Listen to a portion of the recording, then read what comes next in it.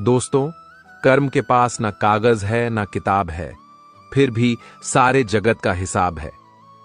यह कहा जाता है कि जो कर्म हमने पहले किए हैं उनका फल हमें आज मिलता है, और जो आज करते हैं उसका फल हमें बाद में मिलेगा।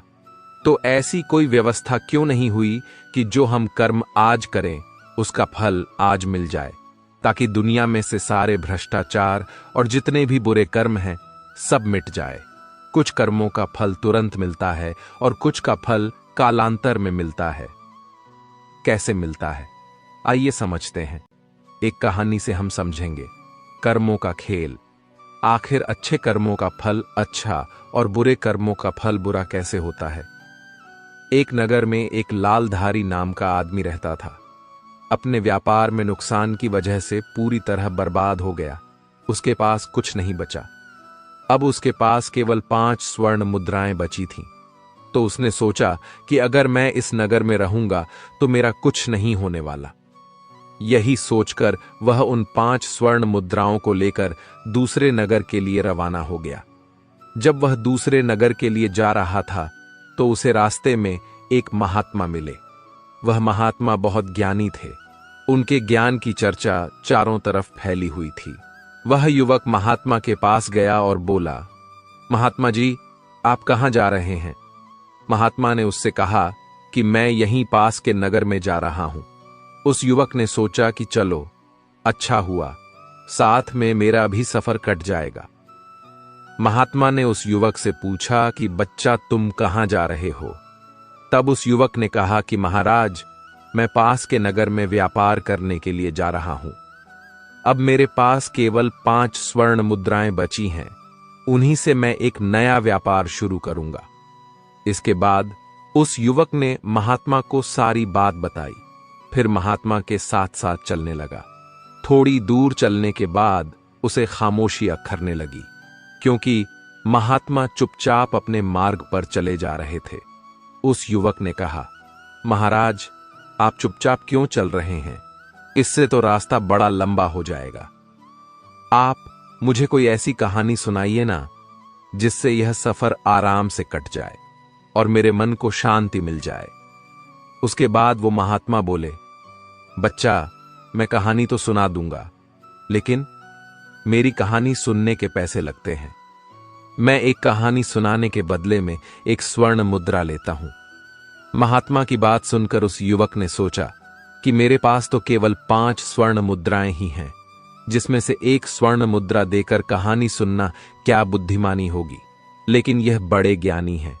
हो सकता है इनकी कहानी सुनकर मुझे धन कमाने का कोई उपाय मिल जाए।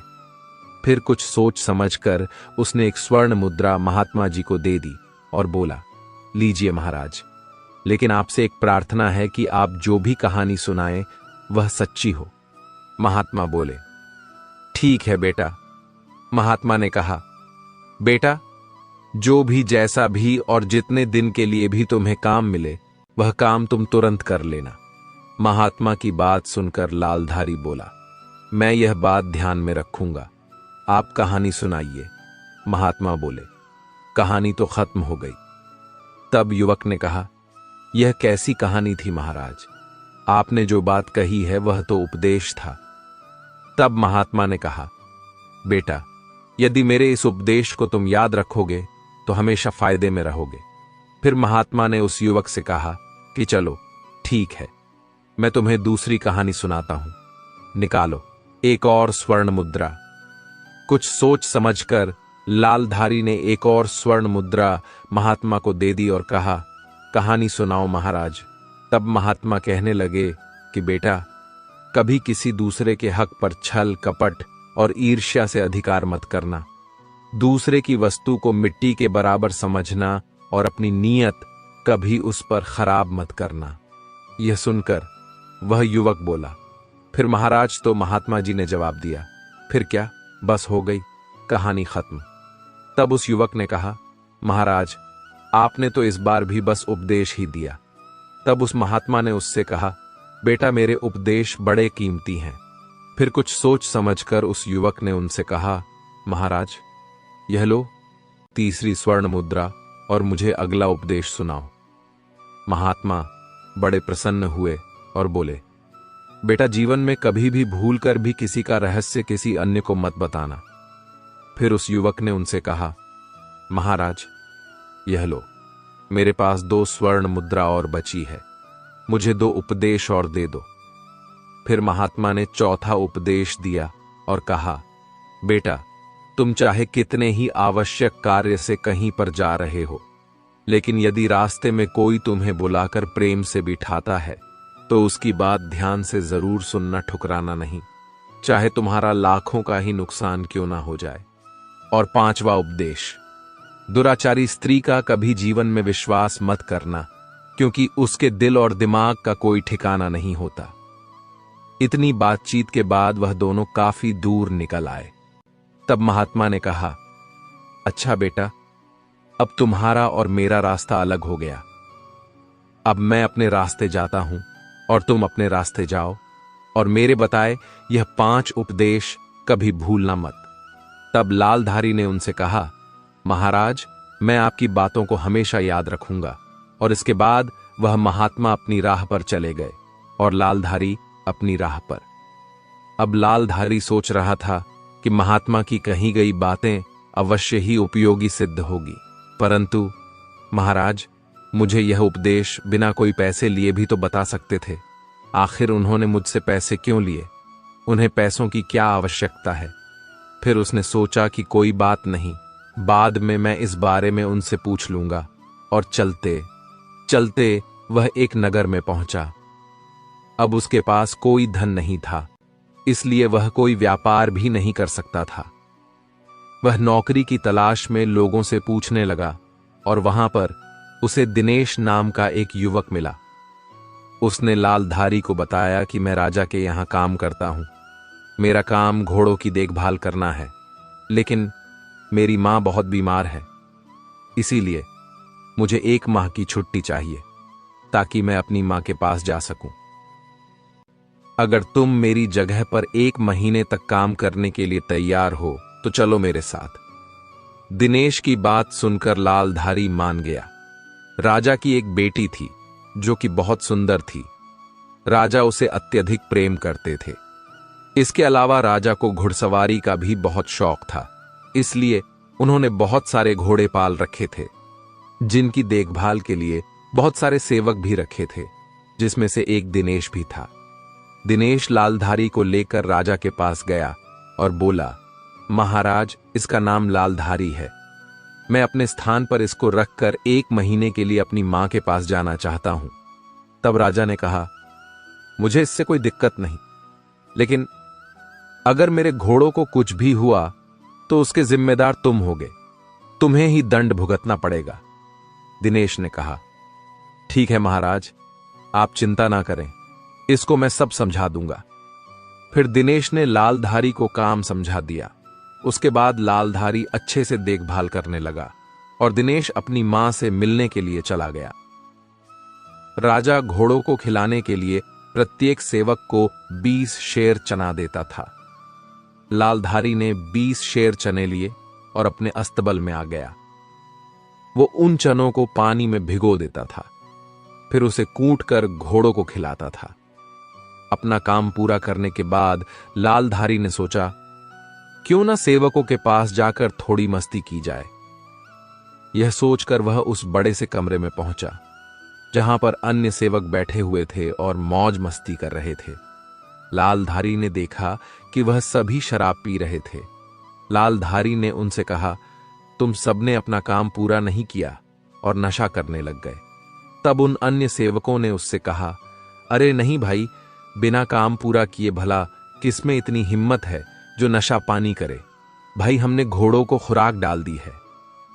तब लालधारी ने देखा कि अभी भी बहुत सारा चना कूटने के लिए पड़ा है। तब उन अन्य सेवकों ने कहा, भाई, यह चना घोड़ों को खिलाने के लिए नहीं है, हमें रोजाना 20 शेर चना मिलता है, जिसमें से हम 5 शेर चना घोड़ों को खिला देते हैं और बाकी का 15 शेर चना बाजार में बेचकर अपने नशे पानी का इंतजाम करते हैं। उनकी बातें सुनकर लालधारी की आंखें आश्चर्य से फट गईं। वो बोला, यह तो महाराज के साथ धोखा है, बेईमानी है। तब अन्य सेवकों ने कहा, अरे भाई, पेट भरने के लिए यह तो करना ही पड़ता है।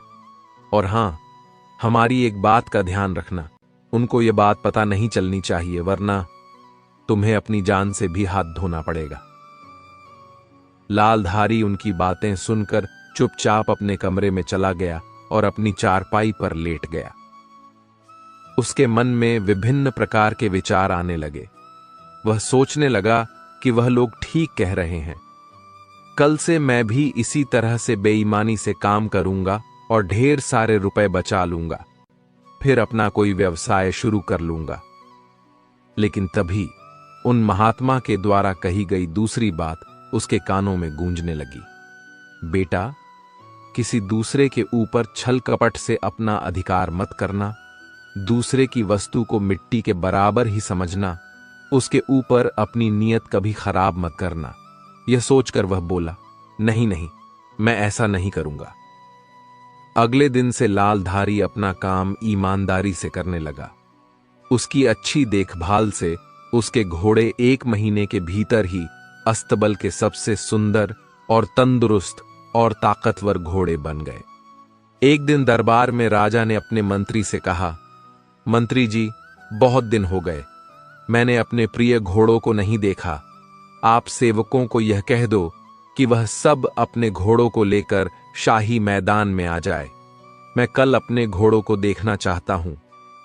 अगले दिन सुबह लालधारी सहित सभी सेवक अपने अपने घोड़ों को नहला धुलाकर शाही मैदान में पहुंच गए और महाराज सभी घोड़ों का निरीक्षण करने लगे।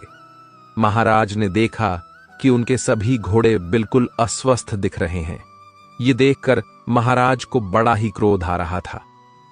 उन्होंने मंत्री से कहा, मंत्री जी, हमारे सारे घोड़े तो बहुत सुंदर और ताकतवर थे, ये इतने अस्वस्थ बीमार कैसे हो गए? तभी मंत्री ने कहा, महाराज, मुझे लगता है सभी सेवकों ने इनकी देखभाल अच्छे से नहीं की।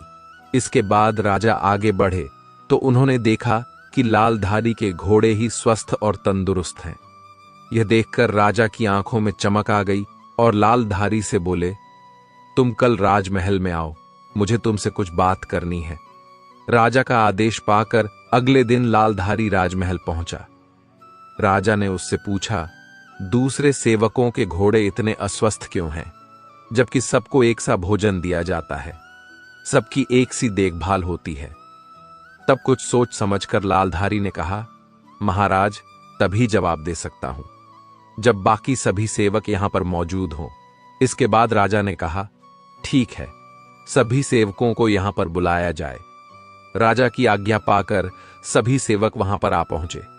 तब राजा ने कहा, अब बताओ। लालधारी ने कहा, बात यह है महाराज कि यह सभी सेवक बड़े बेईमान और धोखेबाज हैं।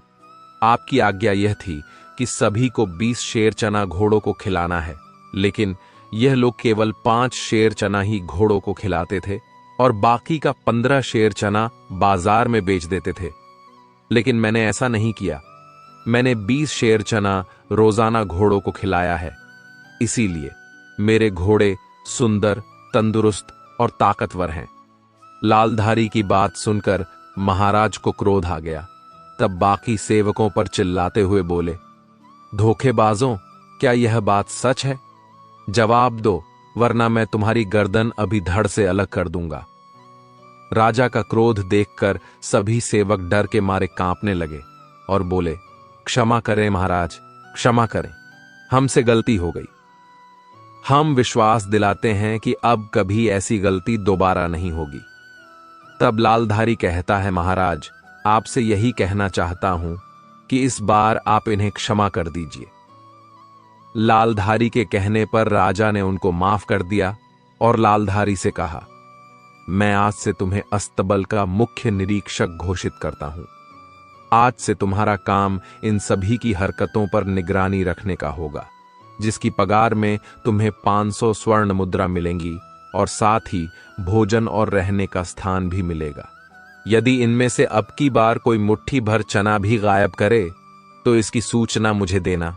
राजा ने लालधारी को अंगूठी दी और कहा, तुम इस अंगूठी को दिखाकर बिना किसी रोक टोक के मुझसे मिलने राजमहल में आ सकते हो।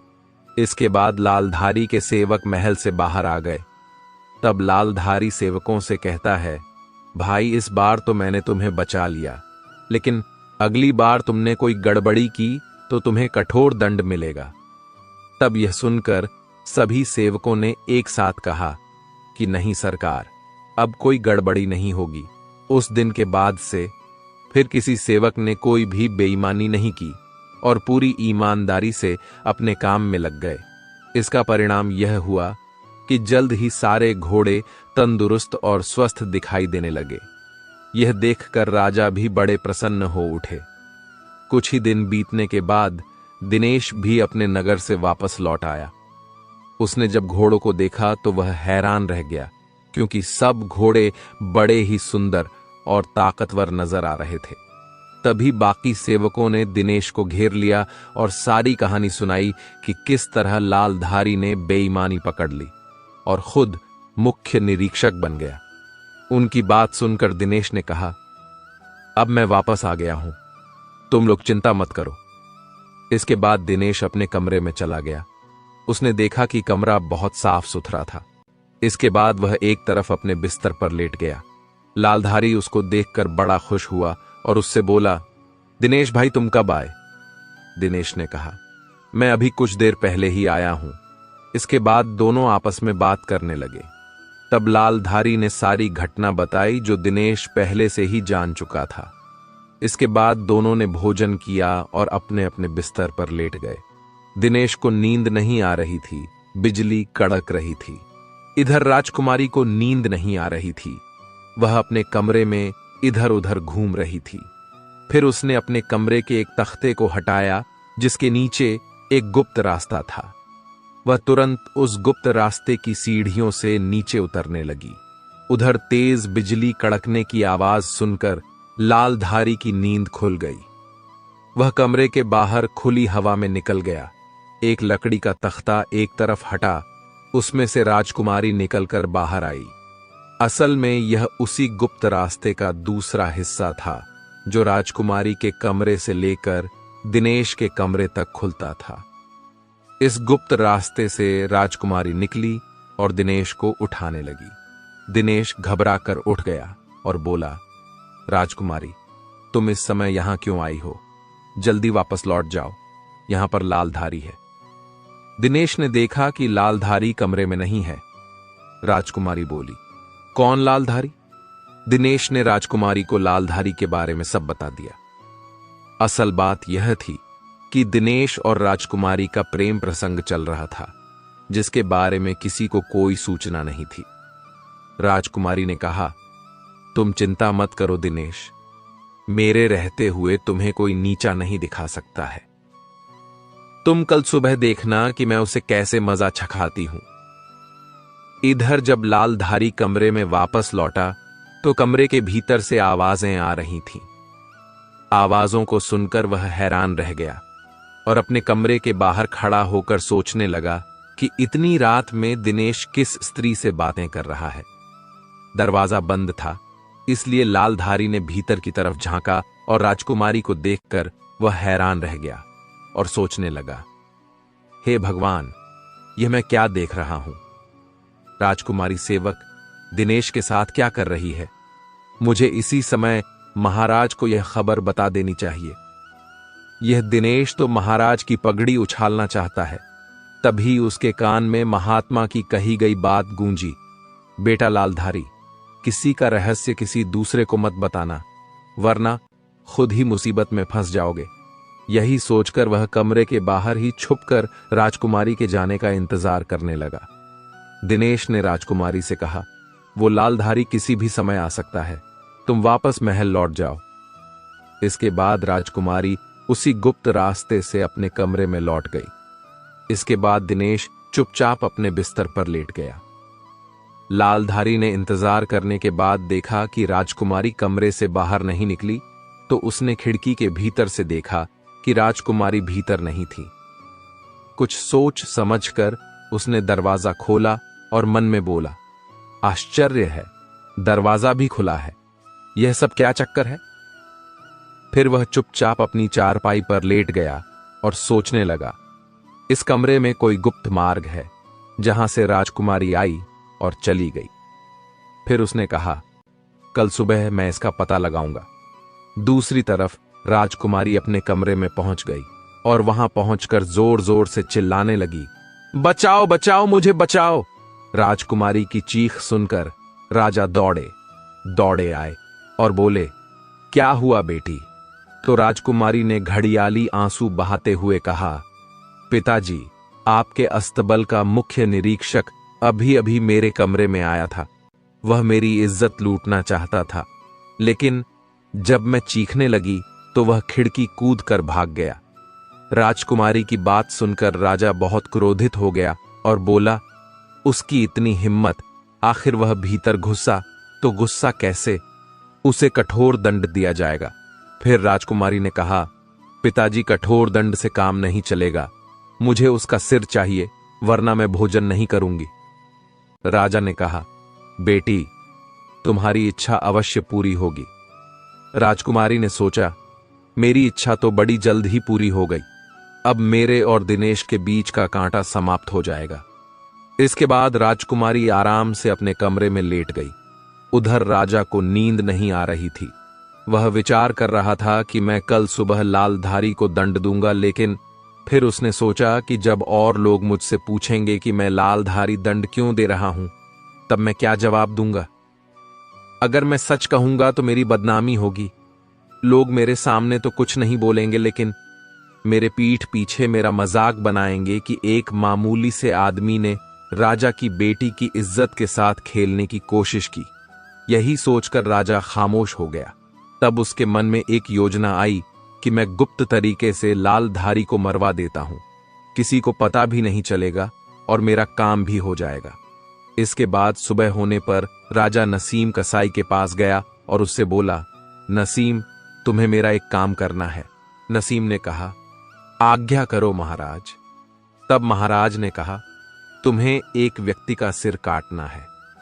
यह सुनकर नसीम बोला, नहीं महाराज, मैं ऐसा नहीं कर सकता। लेकिन फिर राजा की आज्ञा पाकर उसे ऐसा करना पड़ा। तब राजा ने कहा कि मैं अभी तुम्हारे पास एक युवक को भेजूंगा। तुम किसी भी बहाने से उसे अपने कारखाने के अंदर ले जाकर उसका सिर काट देना। इसके बाद मैं तुम्हारे पास एक दूसरे युवक को भेजूंगा। उस युवक को तुम उसका कटा हुआ सिर देकर भेज देना।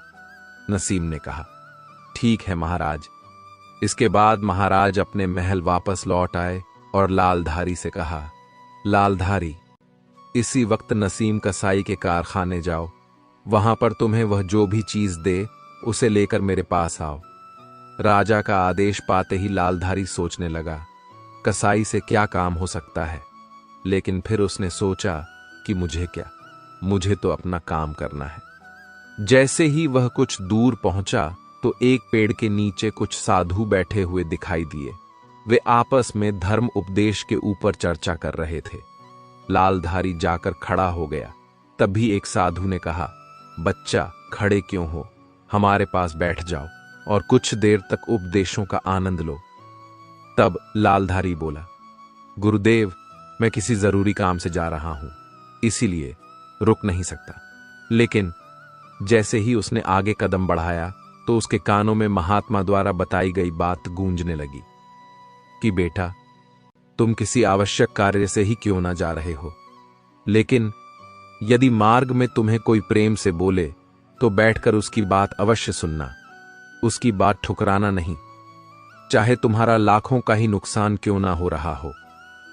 यह विचार आते ही लालधारी साधुओं के बीच बैठ गया और उनके द्वारा दिए जाने वाले उपदेश सुनने लगा।